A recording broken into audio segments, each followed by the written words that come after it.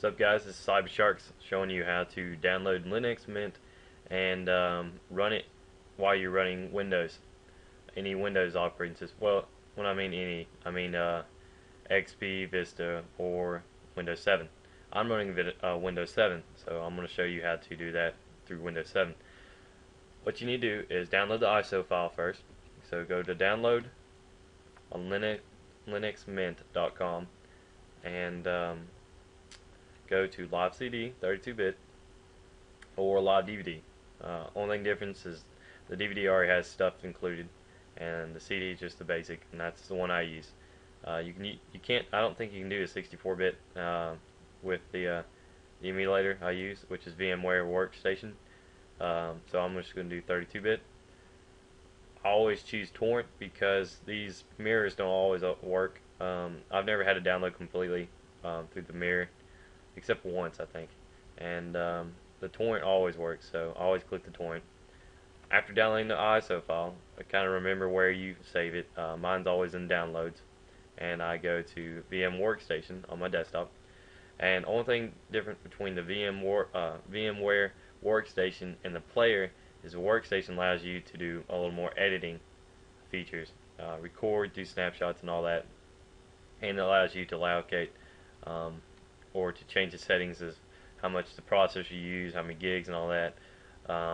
So it's good to get VMware Workstation. It's got a 30-day free trial, or you can purchase it.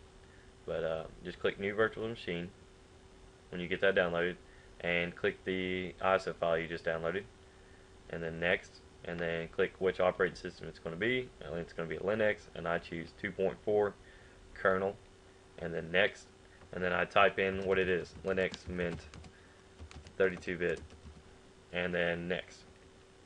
And I've already got it saved on here, so it won't let me go any further. It'll ask you probably next how much space you want to give it. You do 8 gigs, and what it does is it'll allow you to it gradually will add stuff when you need it to it. So that's the best way to do it. So if you download something on it and it's 4 gigs or something, and you only got 2 gig space, it'll add an extra 2 gig of file space off your hard drive devoted to it. That's what's cool about it.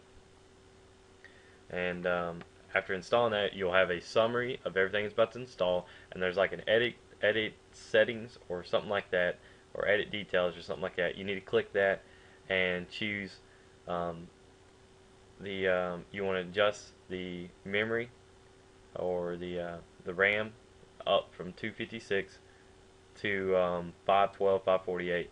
That way it's a little faster. If you don't, it'll be a little slow. Linux Mint will.